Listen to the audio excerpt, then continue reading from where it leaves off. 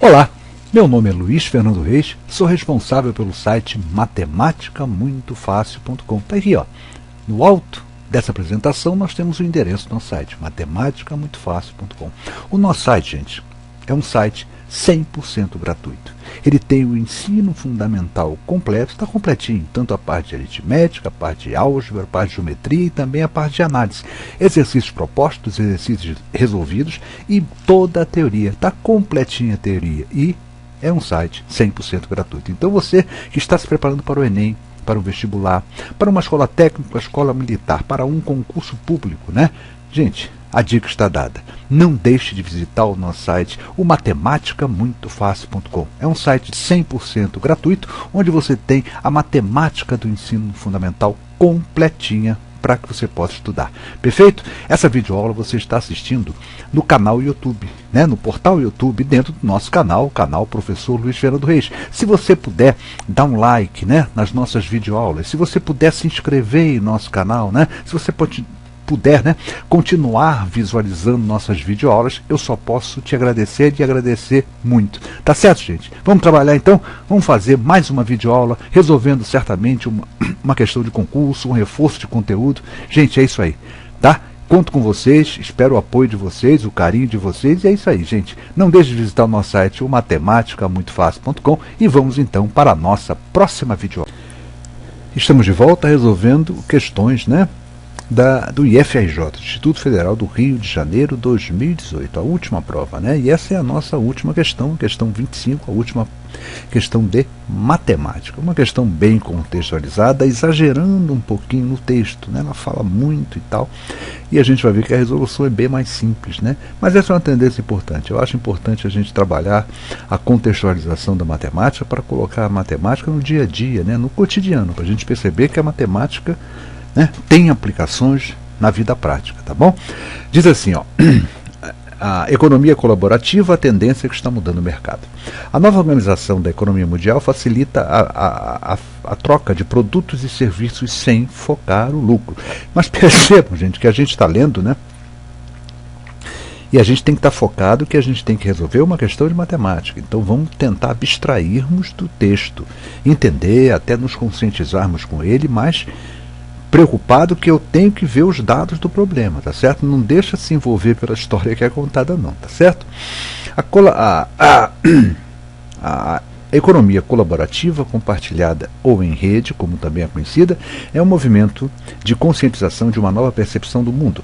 Ela representa o entendimento de que, diante de problemas sociais e ambientais que se agravam cada vez mais, a divisão deve necessariamente substituir o acúmulo. Trata-se, assim, de uma força que impacta a forma como vivemos e principalmente fazemos negócios. Aqui vem o link, né, e tal. Então diz assim, agora vamos começar a pensar no problema, quer ver? Um grupo de pessoas que sempre conversaram através de uma rede social resolveu se unir para trabalhar na chamada economia colaborativa.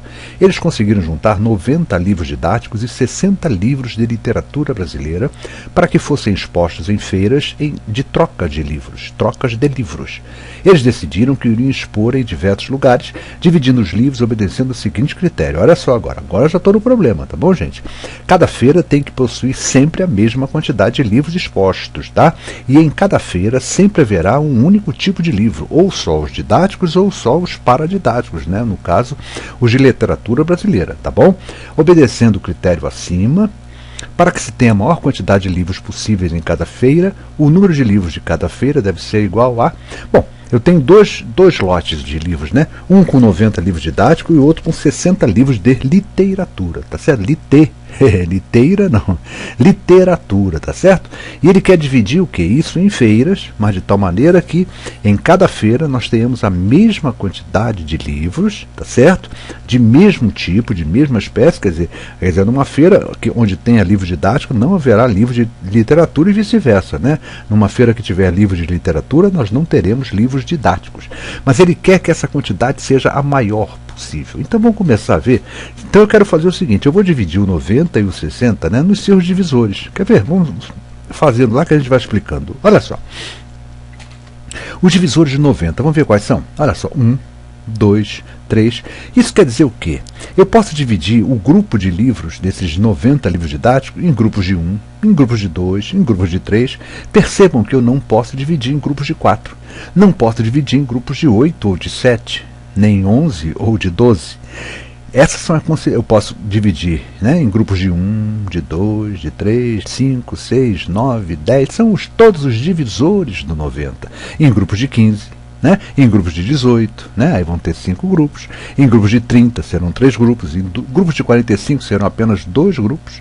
E finalmente em grupos de 90, ou seja, eu não fiz divisão nenhuma, fiquei com o lote todo de 90, tá certo? Vamos ver agora os livros de literatura. Eu poderia dividi-los em grupos de 1, de 2, de 3. Olha só a coincidência, ó. Tá vendo aqui? 1, 2, 2, 3, 3. Ih, rapaz. O divisor de 60 eu posso dividir em grupos de 4, mas não posso fazer isso com o de 90, porque ele não aceita essa divisão por 4, tá certo? Tenta dividir 90 por 4, você vai ver que você vai ter uma vírgula aí, né? Vai dar 22,5. E tem que dar o número inteiro, a quantidade. Eu não posso abrir um livro ao meio. Não é isso, gente? Então, quais são os divisores de 60? Olha lá. 1, 2, 3, 4, 5, 6, 10, 12, 15, 20, 30 e 60. Gente, vamos ver aqui o seguinte, ó. Quais são os divisores comuns? Quais são onde eu posso promover essa divisão? Pode ser para 1, 2, 3, 5, são os que aparecem aqui e aqui. São divisores comuns a esses dois. Posso dividir em grupos de 10, em grupos de 15 e em grupos de 30. Mas o problema nos pede que ele quer a maior quantidade de livros possíveis. Aonde está a maior quantidade de livros possíveis? Está aqui, ó, no 30. Sabe o que eu fiz aqui? Sem que vocês percebessem, gente, eu calculei o MDC. O máximo divisor entre 90 e 60, que é o que pede o problema, né? Ele quer saber, ele quer dividir na maior quantidade de livros possíveis. Eu poderia, de repente, colocar 15 livros, mas vocês concordam que eu não estaria colocando a maior quantidade de livros ou de 10? A maior quantidade de livros é quando eu divido o quê? Ó? Esse grupo de 90 eu vou fazer o quê? 3 grupos de 30. E o grupo de 60 farei 2 grupos de 30 livros. Perfeito? O máximo divisor comum foi o que eu calculei enganando vocês, né? É quem? Justamente o MDC, entre 9 e 60, são os divisores comuns, e o maior deles vai me indicar qual é o MDC. Se você conhece outro método, é claro que a gente conhece, eu já mostrei aqui mesmo no canal, né? Os 3 métodos para a gente achar o MDC. Tem aquele método da divisão simultânea, muito parecido com o MMC. Tem o método do algoritmo de Euclides, o jogo da velha, que também a gente usa para calcular MDC. E temos a decomposição, né, isolada em fatores de cada um deles. Eu vou dividir o 90 em fatores primos, o 60 em fatores primos, e vou descobrir o quê? Qual é o máximo divisor comum, muito parecido com o que eu fiz aqui, tá certo? No caso aqui, quando eu divido em fatores primos, eu lembro daquela regra, né? Quem será o MDC? É o produto de quem? Dos fatores comuns elevados aos menores expoentes. E se eu fizer isso com 90 e 60, eu vou achar realmente que o 30 é o MDC entre 90 e 60. Era só isso que o problema queria. A resposta certa é a letra C. Eu tenho que dividir a quantidade máxima, 30 livros, tá certo? Em lotes de 30 livros. E com isso a gente fecha, né, a resolução das questões do IFRJ, uma questão que esse ano me pareceu mais simples que ano passado. Tivemos poucas dificuldades, uma questão que eu acho que merecia ser anulada, mas uma questão, quer dizer, uma prova, né, que avaliou razoavelmente bem o ensino fundamental, quer dizer, acessível a vários e vários níveis. Quer dizer, eu, por exemplo, tive 2 alunos que erraram apenas uma questão em matemática, erraram uma questão apenas em português. Uma aluna errou uma em português e uma em matemática apenas, e um outro aluno errou uma em matemática e errou 2 em português. Então, numa prova, né, a gente tem 10 questões de português, de língua portuguesa, né, e 15 de matemática. Realmente é um feito muito, muito legal. Tá certo? Então a prova não foi difícil, ela deu uma abrangência boa, né? Foi até fácil, acho que mais fácil que no passado. Mas valeu que eu acho que ela avaliou bem os alunos, né? Ela testou, verificou realmente se os alunos tinham uma noção básica do ensino de matemática do ensino fundamental. Tá certo? Então, gente, quem lhes falou, professor Luiz Fernando Reis, responsável pelo site matematicamuitofácil.com. Fica daqui o convite para que os amigos visitem o nosso site. São mais de 320 páginas especializadas na matemática do ensino fundamental. Então, você que é concursante, se prepara para o Enem, para um vestibular, uma escola técnica, como é o caso do IFRJ, uma escola militar, um concurso público, né, ou mesmo a prova do seu colégio, gente, não deixe de conhecer o nosso site. E o nosso site tem um detalhe importantíssimo. O nosso site é 100% gratuito. Você não paga nada, você você fica livre para estudar quando puder, quando quiser. Dê um tempo, dá uma passadinha lá. Eu garanto que vale a pena e você não terá despesa nenhuma, porque o nosso site não é cobrado e espero que nunca tenha que ser cobrado. Eu já estou há 10 anos fazendo isso e eu nunca cobrei. Eu acho que eu não vou cobrar mais nada pelo site. O nosso site será eternamente gratuito. Tá bom? Então, gente, você está no canal, o canal Professor Luiz Fernando Reis, aqui dentro do portal YouTube, né? Inscreva-se em nosso canal, nós já temos mais de 2.000, chegando pertinho já de 2.200 videoaulas. É muito conteúdo gratuito para que você possa estudar, né? Aprimorando ainda mais, né, o seu estudo e melhorando muito o seu desempenho para o seu próximo concurso.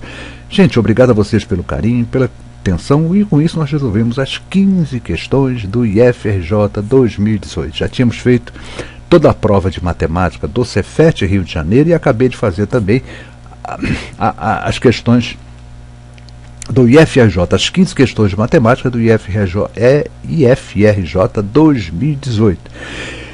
Mais à frente eu farei também questões do IFRN, né, Instituto Federal do Rio Grande do Norte, e vou ter, se eu acho também, acho que de Minas Gerais. A gente tem algumas questões aqui que eu já estou procurando, estou buscando para a gente resolver algumas questões, pelo menos não a prova inteira, mas algumas questões as mais interessantes, né, de outros institutos federais. Tá certo? Então, gente, obrigado a vocês pelo carinho, pela atenção e até a nossa próxima videoaula.